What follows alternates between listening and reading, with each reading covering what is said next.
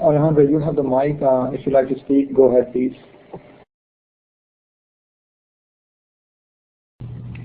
Thank you. I hope you can hear me.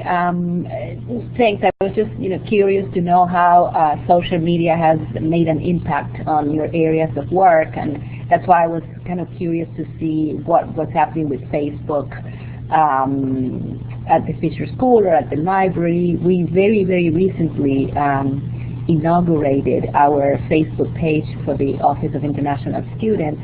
And the use that we're giving it is mainly, as the word says, is very social. And we have been able to see the reach and the speed with which news travel. Because yesterday, for example, we posted the activity for the day for International Education Week. And I left my chair and I went to get a cup of coffee. And when I came back, that must have been, 1 minute and a half? And 31 people had already seen it. So, it is amazing to see that. And for all of us, forgive me if there are some people who are much younger than we are in this classroom, but for all of us, I just, I still get very amazed at all this speed and what happens when you post something and 30 seconds later somebody is saying something about what you posted. And I think that hopefully, and I hope that in the future we can really use the characteristics of the main features of a Facebook or something similar to a Facebook for education. And I know that there are many schools in high schools they're using Facebook for academic purposes.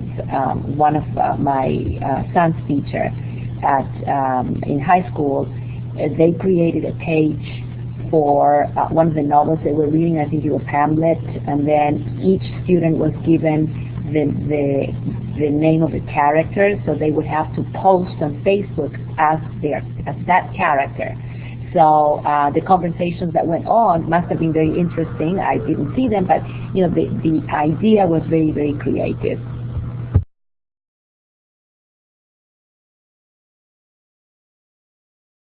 Alejandra, since you asked about the library, we do have a Facebook page and a Twitter page. I'm not sure who's handling them. I can tell you it's not me.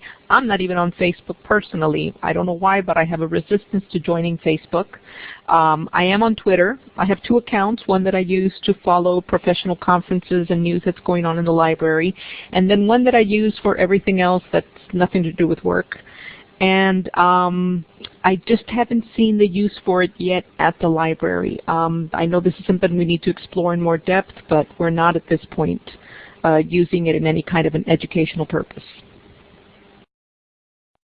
Just to add to that, we're going to actually go into some stats, but I can tell you this much is that the campaigns that we are working on, you might want to participate with us on that, because there is a huge impact when it comes to collaborating with users out there.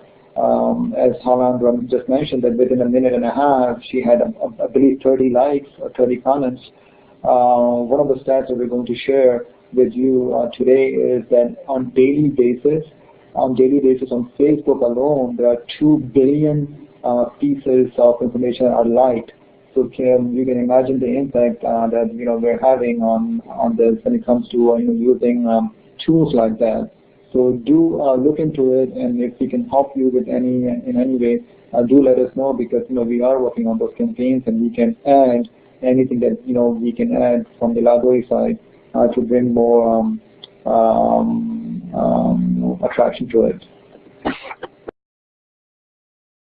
It sounds like you guys are having a great conversation. I've been listening to the questions, just sitting here, and I love what everyone is saying.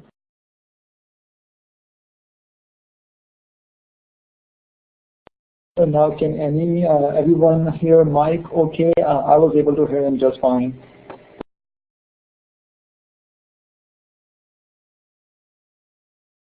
All right, Mike, so I think we should do this all over again, but let's make it a quick one. We only have 20 minutes left, so see what we can do with the time, okay? We got to scoot, so all right, let's start it from the beginning again. All right, what is social media? Social media consists of the various online technology tools that enable people to communicate easily via the internet, share information, and resources. Social media, of course, encompasses text, audio, video, images, podcasts, and other multimedia. We all know that social media involves the communication aspect. If any of you have a registered account on any social network, you'll know that you get daily, sometimes hourly, and even by the minute updates from friends and colleagues and acquaintances about their personal lives and the lives of their children and their professional accomplishments and up-to-date pictures and photos that they'd like to share with their friends and colleagues and the global world at large.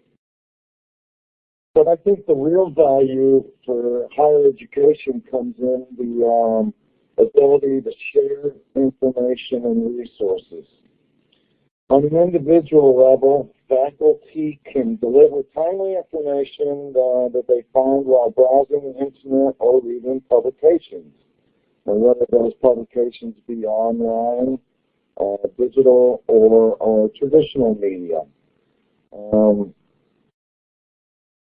But there's also social media sites that are dedicated strictly to education. There's Edmodo and Grade, and a newer one called Teachers Pay Teachers. Edmodo is a social media website for teachers and students to connect between each other, for teachers to connect with other teachers, to upload resources to a library, to share those resources, and they can share the resources amongst students as well. And Grade is a social network for teachers, administrators, districts or states. Teachers can create web-based online grade books that they can share with students and parents alike. Administrators can have a common place for teachers and students and parents to gather information. Districts and states, yes, Alejandra, Edmodo is an American tool, but inherently anything that's online is international. It might have a high user base in the U.S. alone, but inherently anything that is on the web is international. And districts and states can have a common place to unify curriculum, to unify tools, and student data for easy access by everyone. And finally, the last one I was mentioning is Teachers Pay Teachers. This one has been in the media recently quite a lot, whether it be online media or TV media. And the most famous case, Teachers Pay Teachers, is it hails itself as an open community to share information for teachers, for educators. And most famously, recently, there has been a first grade, kindergarten first grade teacher that has been plastered all over the media that recently became a self-made millionaire by selling lesson plans on Teachers Pay Teachers. And there's other examples of 2 or 3 other people have got made up to 300,000, and several, like 25 or so, have made 100,000 on this Teachers Pay Teachers website. So it's become pretty popular. Now, of course, most of the media attention on social networks is pushed forth to Facebook. But Facebook is, of course, just one of the pieces of the social media landscape. Social media is more than just Facebook. Twitter has become a popular customer service channel, and most infamously by Comcast, Dell, and Home Depot. Comcast itself most recently created a social media outlet to talk to their customers because they were getting so much flack for their customer service. People were talking about them on Twitter, and they had to respond. And unfortunately, it took the public outrage to get them to respond, but it also was good for the company itself that it boosted their customer service to new levels. Flickr is a photo sharing site that most internet users use. LinkedIn is a social media site that caters to professionals and organizations and has become a major player in career development for all, mostly professionals though. So let me reiterate, what is social media? Social media is Facebook, it's Twitter, it's LinkedIn, it's YouTube, it's Flickr, it's Delicious, it's Pinterest, it's Instagram, it's blogs, it's wikis, it's podcasts. And last but not least, it's me, it's you, and it's the rest of the world. But are there others? Yes, there are. As you can see from the shared graphic, there are many, many, many social networks.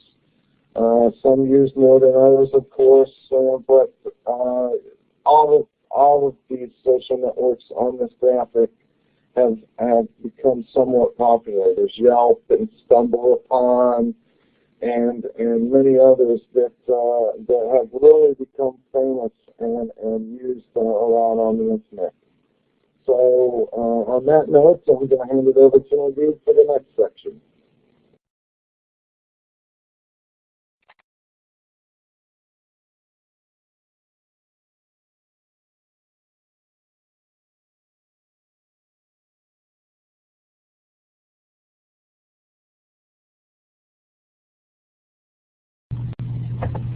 Naveed, we can't hear you.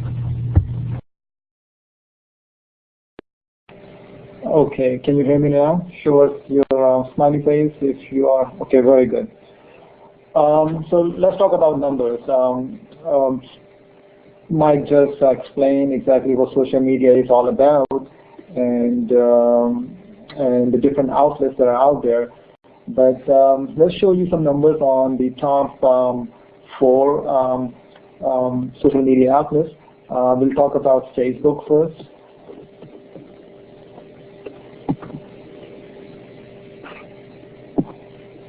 So let's talk about Facebook.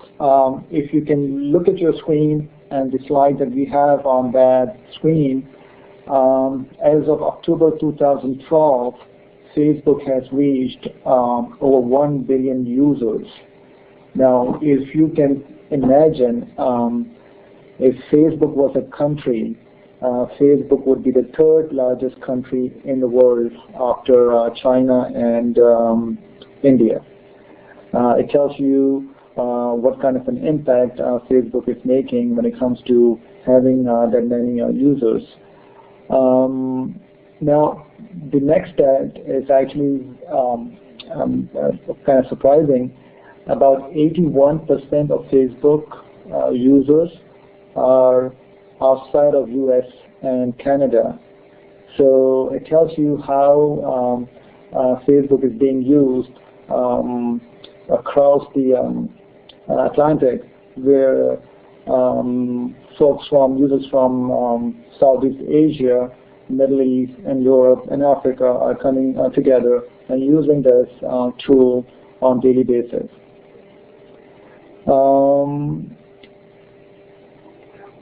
Now, as of September 12, 2012, Facebook had about 584 million daily active users participating in on Facebook for various reasons.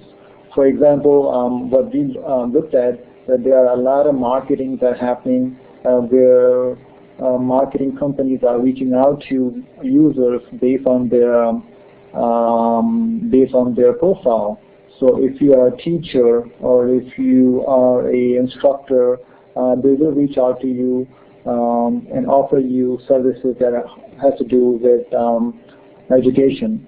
So if you can imagine, 584 million people are using this on a daily basis. There's an interesting fact that I was kind of surprised to see when it comes to mobile users. Mobile users, not only in the last 10 years, we have seen the demand in social media, but the mobile users has also increased, and now it's supporting the social media outlet. As of September 2012, we have about 604 million users that are using Facebook on their mobile devices, and they participate in various different activities.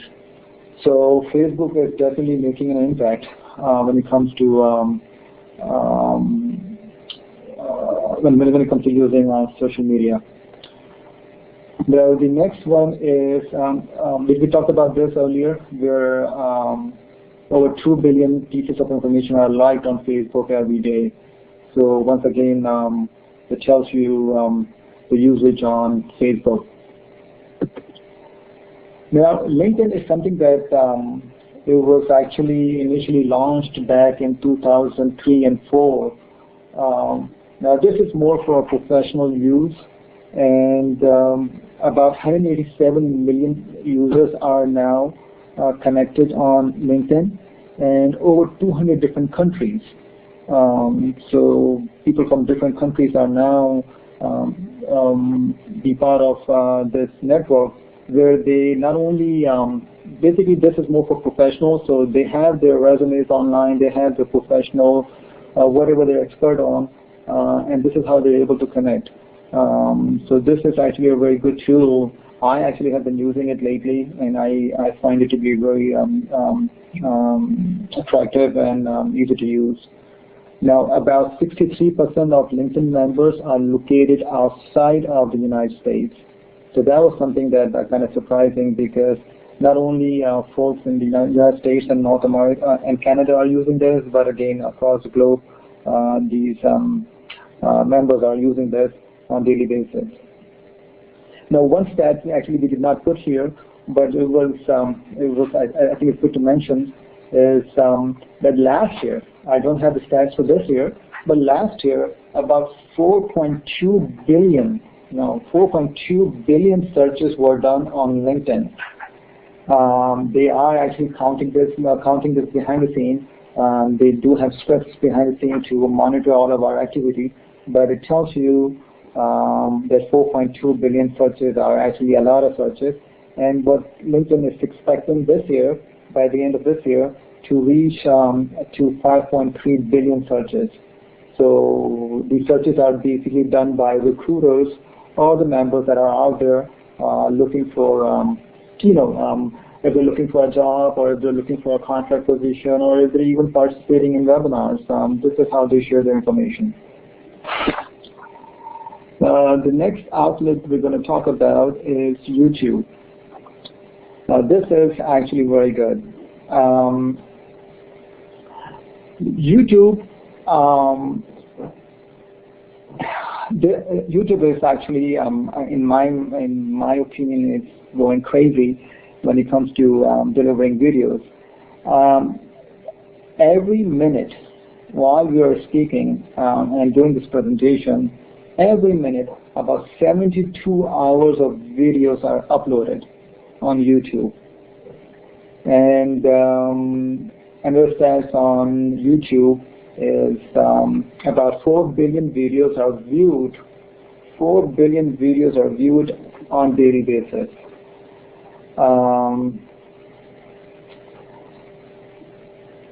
Now this is also an interesting fact, which actually we did not put on the slide here, but you're going to be surprised with it, where more videos are uploaded on YouTube on a monthly basis than 3 major US networks created in 60 years. So every month there are millions of minutes of videos that are uploaded, and as compared to 3 major new US networks, they're talking about ABC, NBC, and CBS. And 70% of the YouTube traffic actually comes from outside of the US. Now, it is kind of surprising that I was actually recently in Southeast Asia and speaking with instructors and teachers. They are actually more for a face-to-face instruction than a distance learning instruction.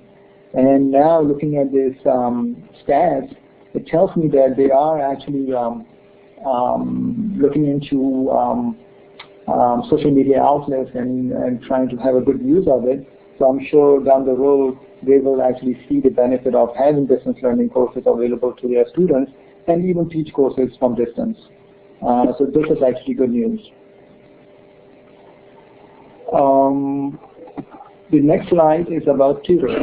Now, Tutor is something that I actually personally do not use, but I think I need to look into it more. But there are about 500 million users that are out there, and as I was doing my research on this, it tells me that there are about 140 million active users on daily basis, and they tweet, and they tweet about 170 million tweets a day, so which was an interesting fact.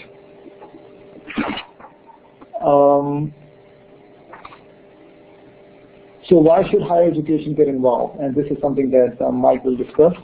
But if you have any questions about any of the stats, please go ahead and type in your questions, and I will respond accordingly.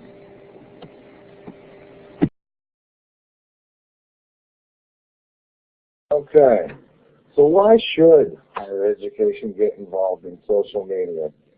Well, for the past 2 or 3 years, social media has become a primary tool and strategy for recruitment, for marketing, for development, for public relations, for alumni relations in the higher education market to engage and interact with the global audience. Why higher education should get involved? Social media enhances the learning experience by enabling students and teachers to connect and interact in ways that extend way beyond the classroom. Also, social media provides opportunities to reach students through technology they use frequently and regularly. There's the familiarity of everything. And last, there's the collaboration and communication aspect. Twitter, Facebook, YouTube, blogs, and other social media sites promote collaboration and discussion, and students have embraced them as a means to ask questions and to exchange ideas, not only from their faculty members, but between themselves as well. So students are often online and using these social media outlets daily. So they can ask questions among themselves, and as I'm going to show you in a graphic later, there's actually Facebook groups that works well to create a private place for your students to communicate about their courses. So, should you and your school join the higher education revolution? And that is, of course, if you haven't already. And, well, the answer is a definitive yes. Probably might ask why. But let me tell you. If you don't, you and your school will be left in the dust. Check out these statistics. These statistics are from a survey that was recently conducted by the University of Massachusetts. So you can see the legitimacy in it all. Let me go through these. 98% of schools surveyed are using Facebook. 98%. 98%. 86% of schools surveyed in the UMass study are using YouTube. They're sharing videos. They're recording their lectures. 84% of schools surveyed are using Twitter. They're talking and interacting and giving information to their students and to their faculty and parents and whatnot through Twitter. 66% of schools surveyed are using blogs. They're using blogs for recruitment, to show that can use students to blog, to show other students or prospects what they can expect at the school. They can have faculty blog, show that prospective students can see what the faculty members are researching or what they're into or how good they are. 41% of schools surveyed are using podcasts.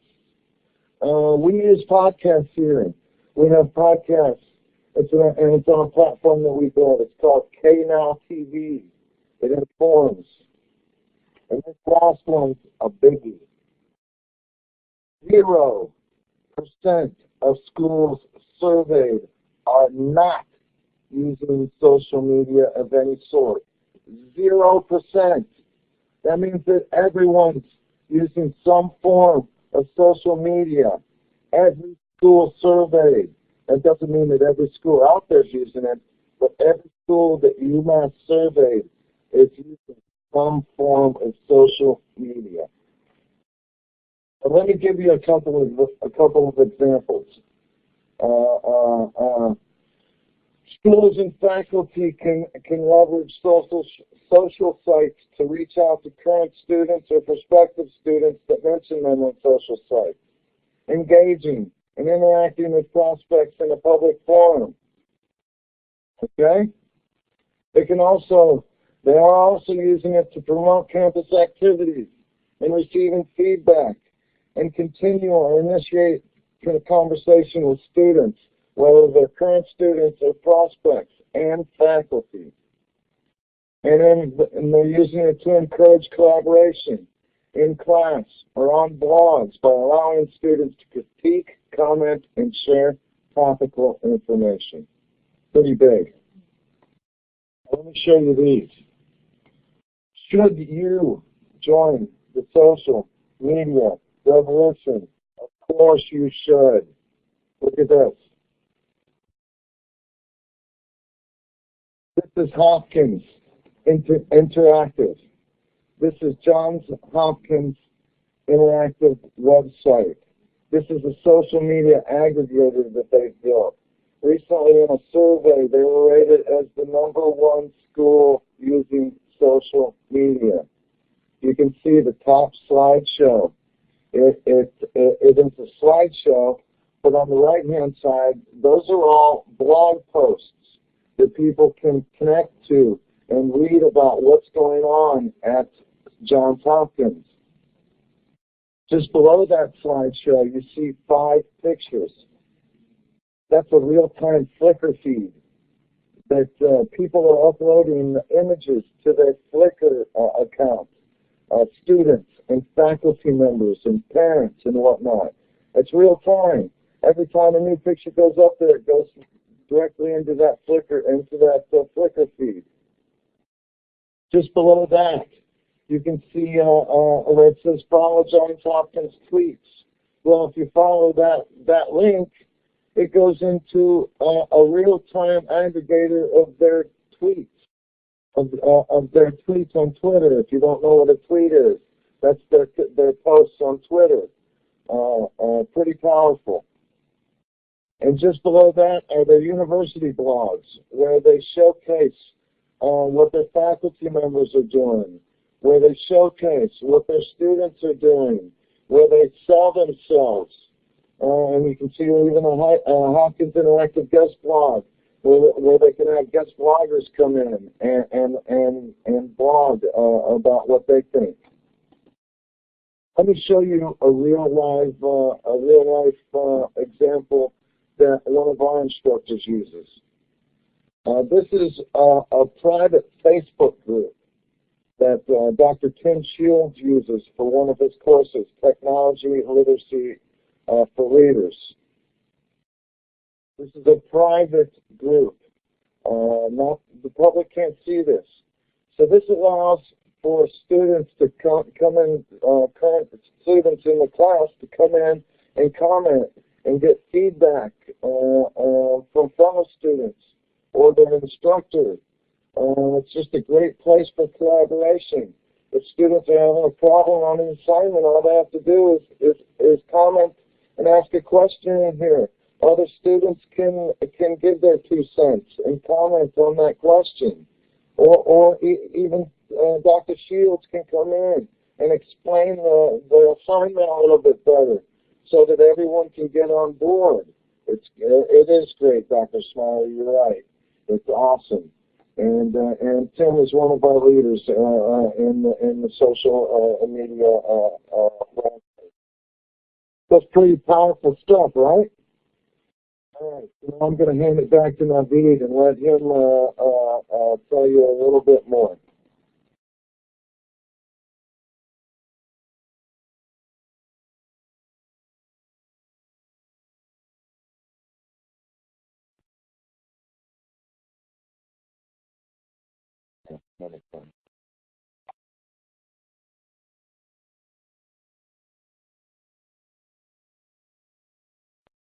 Okay, so here I am, and now we're going to talk about how social media is being used in higher education.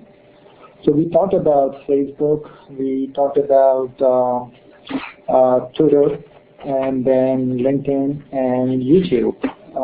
So how's Facebook being used in the education or in the higher education environment?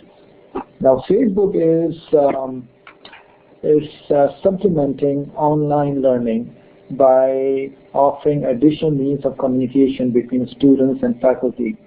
So just like Mike just mentioned with Dr. Shields' example, where Dr. Shields is communicating with his students using Facebook portal and answering any of their questions and participating in their discussion.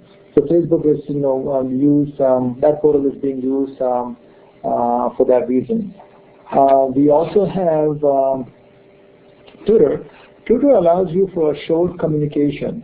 So Twitter allows for faculty to send timely information such as class announcements, reminder, or any relevant discussion to students. Once again, this Twitter is only used for short messages. So if there's anything that needs to be sent to students, they can use Twitter for that.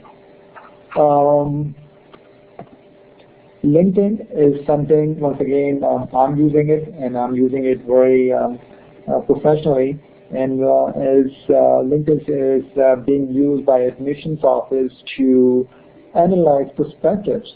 So that is something that we can also look into as NSU, where we can analyze prospects and offer courses or degree programs to them.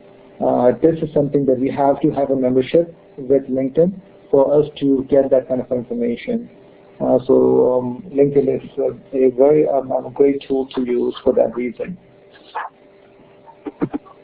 We also have YouTube, and as I mentioned, YouTube is actually mind-blowing when it comes to videos.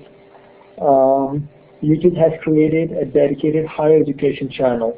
There is a channel for higher education, which is youtube.edu. You might want to go ahead and look into it when you have some time, but it's edu, youtube.edu, where you can find a collection of high-quality videos from educators around the world. Very useful tool, and I would encourage you, all of you, to use that and use that for your whatever purpose that you have when it comes to education. How can higher education be successful with social media?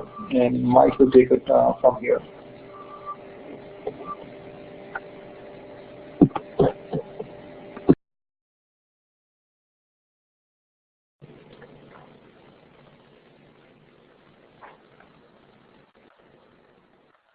All right, we're just about done, folks. So how can higher education be successful with social media? Well, first, it is essential that the school's social media account be managed by an individual or a team that understands the media platforms and is passionate and knowledgeable about the school. They have to, you know what, I don't want to say it because I'm not the youngest pup on the block, but most of the time they have to be young and into the social media account daily, posting all the time. And finally, to second that motion, simply having a social media presence on Facebook or Twitter is not enough. It requires a daily maintenance and interaction with students. And the content must be useful, informative, and engaging. If there's not daily interaction by a person, students will not find it useful, and they will not connect with the school. So it has to be done on a daily basis and maintained by somebody who knows a lot about social media and loves your school. Okay? On that final note, we'd like to thank you and offer up this time. I know we went over time, but we'd like to offer up any questions or comments that you might have.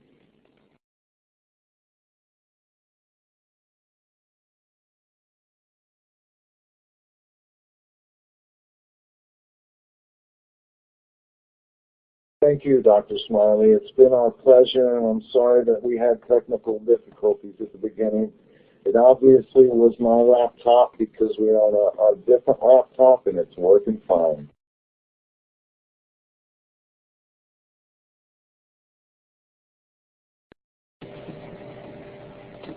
Thank you, Dr. Smiley, and thank you, Dr. Maisel. You have the mic. If you have any questions, please go ahead. And if not, then thank you for joining us today. And we'll look forward to speaking with you later another day. If anybody wants a copy of the recorded presentation, please feel free to email us. I sent out the initial email so that you could probably just reply to that and ask for a copy of the presentation. Or if you'd like the PowerPoint sent over your way, please just let either of us know. Thanks again for joining us. It's been a pleasure.